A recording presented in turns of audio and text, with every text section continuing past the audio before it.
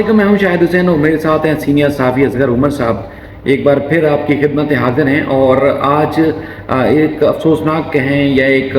बहुत बड़ी खबर आपके सामने लेके आए हैं कि बानी एमक्यूम अल्ताफ़ हुसैन साहब ने पार्टी को ख़त्म करने का, यानी कि एमक्यूम मुत्तहिदा कौमी मूवमेंट को ख़त्म करने का खुद ऐलान किया है। ऐलान क्या पहले हो गया था, काम पहले हो गया था, पार्टी का जो है वो खात्मे का आज ऐलान किया गया है या फिर कुछ और वजूहत हैं। उनको बुनियादी तौर पर एक तवील अरसे के बाद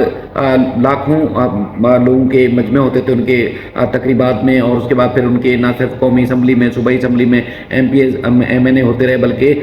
एक कई अरसे तक हमने ये भी देखा कि हालत जंग में भी रही ये पार्टी। तो इतने अरसे के बाद उनको बिलाकर क्यों ऐलान करना पड़ा, और वो भी खुद, क्या वजह है? असगर उमर साहब ने कराची में सारी उतार चढ़ाव अपनी आंखों से देखा। APMO से लेके एमक्यूम के खात्मे तक सारी सूरत हाल इन्होंने खुद देखी। तो ना सिर्फ तज्जियाती बातें होंगी बल्कि हालात वाक़यात के हवाले से भी इनसे जानने की कोशिश करते हैं। असगर भाई, एक बहुत बड़ी खबर है एक तवील अरसे तक, जिसका कोई सोच भी नहीं सकता था कि एमक्यूम के खात्मे का ऐलान हो जाएगा। तो क्या वजह है कि अल्ताफ़ हुसैन साहब को ये ट्वीट करना पड़ा, लोगों को बताना पड़ा? क्या वो उनकी सेहत उनको साथ नहीं दे रही, या मायूसी कुछ और वजूहत की वजह से है? क्या ऐसी वजह है कि अल्ताफ़ हुसैन साहब को अपनी पार्टी का खात्मे का खुद ऐलान करना पड़ा? और देखिए, शायद ये इसके हम वजूहात और इसके असरात का जो जायज़ा लें, इससे अलहदा ये ख़ुद एक बहुत सिग्निफिकेंट ऐलान है कि एक शख्स जिसने एक तंजीम का बुनियाद रखी, उसका बीड़ा उठाया एक काज का, आज वो उसकी तकमील और उसके हसूल के बग़ैर ही उसके ख़ात्मे का ऐलान किया। उन्होंने अपने साथियों को आज़ाद छोड़ दिया और उस तसल्लुफ़ से भी आज़ाद कर दिया जो लोगों ने उनके साथ वफ़ादारी का उठाया था। ये यकीनन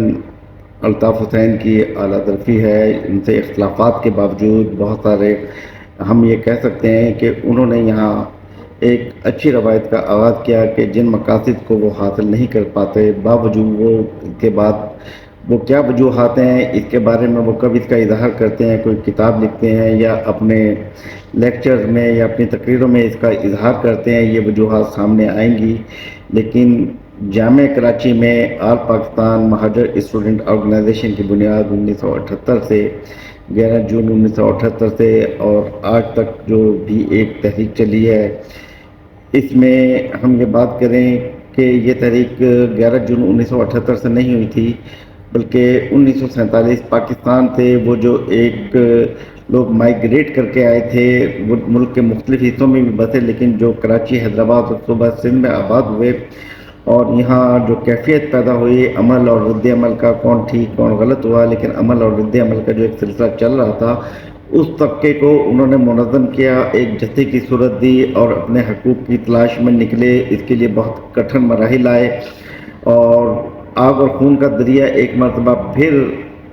सामना करना पड़ा हिजरत के बाद, और इसकी वजह से दूसरी कौमों को भी अगर ये टकराए तो उनको भी करना पड़ा। पूरा मुल्क हिल कर रह जाता था जब ये कराची में कोई सूरत हाल होती थी, कोई हड़ताल होती थी, कोई क्लैश होता था, जब लाशें यहाँ गिरती थी तो पूरा पाकिस्तान से असरअंदाज होता था। और इस तमाम चीज़ ने अल्ताफ़ हुसैन को वो क़ुव्वत अदा कर दी थी कि उनके 1 2 3 कहने पर लाखों अफराद खामोश हो जाते थे और उनके एक इशारे पर पूरा शहर भी मफलूज हो जाता था। लेकिन वो क्या वजूहात थी कि वो नताइज हासिल ना कर सके, वो मकासद हासिल ना कर सके, उस पर तो तफसीली बात में होगी कि इससे ज़्यादा लोग और तंजीम और अवाम उन्हें क्या मैंडेट दे सकते थे जो दिया, कि उन्हें हर चीज़ पे 100% मैंडेट दिया, लेकिन इसके बावजूद वो नताइज हासिल नहीं किए जा सके। तो इसमें क़यादत का कसूर था। ख़ुद अल्ताफ़ हुसैन के तंजीमी फ़ैसले कहाँ तक रहे, उन्होंने तंजीम को कैसे चलाया, लोग कैसे साथ शामिल हुए, कैसे लोग छूटते चले गए, कैसे झड़पबंदियाँ हुई, कैसे उन्हें हिजरत करने वाले लीडर को खुद जलावतनी इख्तियार करना पड़ी, ये तमाम मराहिल जो है ये एक तारीख़ का हिस्सा बन गए हैं आज। क्योंकि हम जानते हैं कि आज भी उनके नाम पर जान देने वाले अफराद इस शहर में भी मौजूद हैं, इस सूबे में भी मौजूद हैं, हैदराबाद, मीरपुर में भी मौजूद होंगे, और दुनिया में जहाँ फैले हुए हैं वो बावजूद بہت سارے جو الطاف حسین کے مخالفین ہیں، ان کے طریقہ کار کے مخالفین ہیں،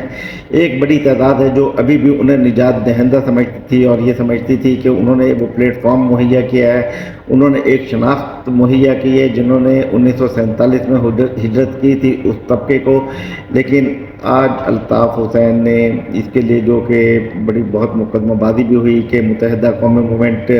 جو پاکستان میں ہے، لندن میں زمینیں اور اثاثے ان کے ہیں یا الطاف حسین کی بنائی ہوئی تنظیم کے ہیں، کہاں مہاجر قومی موومنٹ سے متحدہ قومی موومنٹ کا جو سفر کرنا پڑا، جو دھڑے بندیاں ہوئی ہیں، ان تمام کے باوجود آج الطاف حسین نے اگر یہ اظہار کر دیا ہے اور لوگوں کو اپنے حلف سے آزاد کر دیا ہے اور اب وہ انہیں مشورہ دیا ہے کہ وہ جو چاہیں تنظیم حاصل اور کسی بھی سیاسی جماعت میں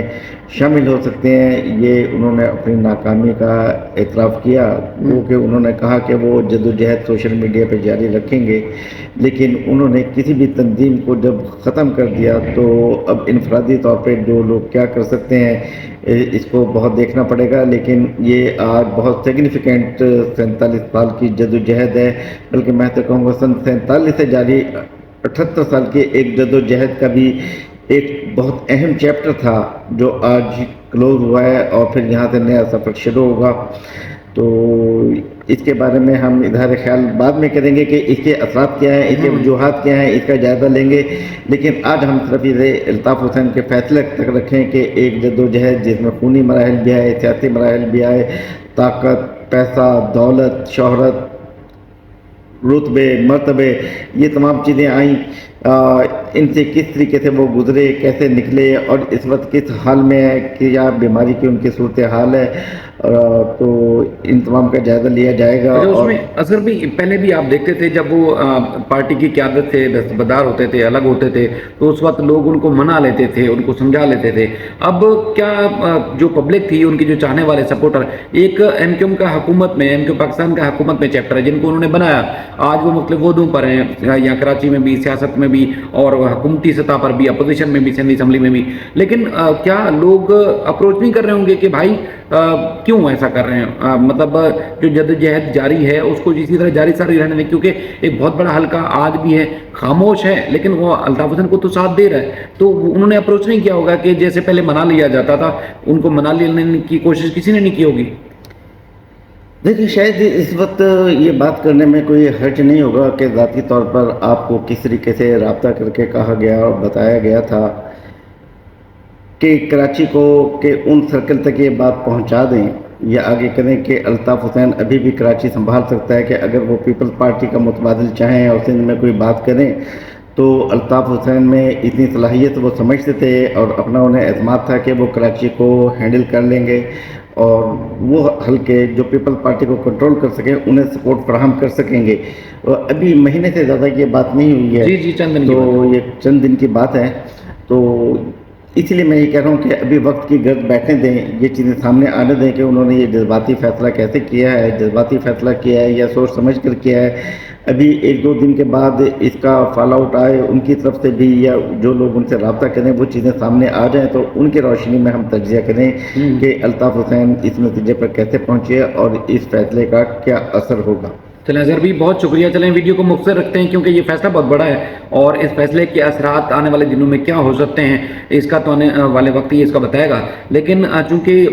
جو وزیر داخلہ اور آرمی چیف فیلڈ مارشل جو ہے وہ امریکہ کے دورے پر تھے، وہاں پر بھی کوئی تصویریں سامنے آئیں جس میں بابر خان فوری جو ہے وہ ملاقات کریں وزیر داخلہ محسن نقوی صاحب سے، تو ان کو کافی اہم قرار دیا جا رہا تھا آنے والے دنوں میں سوشل میڈیا پہ. اور جو حکومتی اداروں میں یا حکومتی حلقوں میں یا مقتدر حلقوں میں قریب ترین سمجھے جانے والے جو صحافی ہیں وہ بھی محسن نقوی اور بابر خوری صاحب کے جو ملاقات تھی اس کو جو ہے کافی جو ہے وہ اہمیت کا حامل قرار دے رہے تھے. کیا اس حکومت کے اور ایم کیو ایم جو باہر ہے، موجود ملک سے باہر قیادت جو ماضی میں بڑی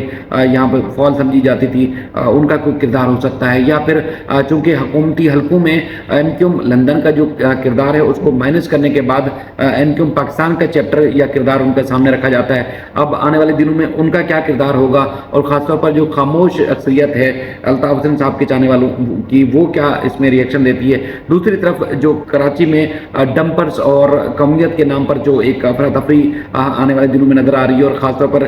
حالیہ دنوں میں نظر آ رہی ہے کیونکہ لوگ جو مر رہے ہیں ان کے اوپر جو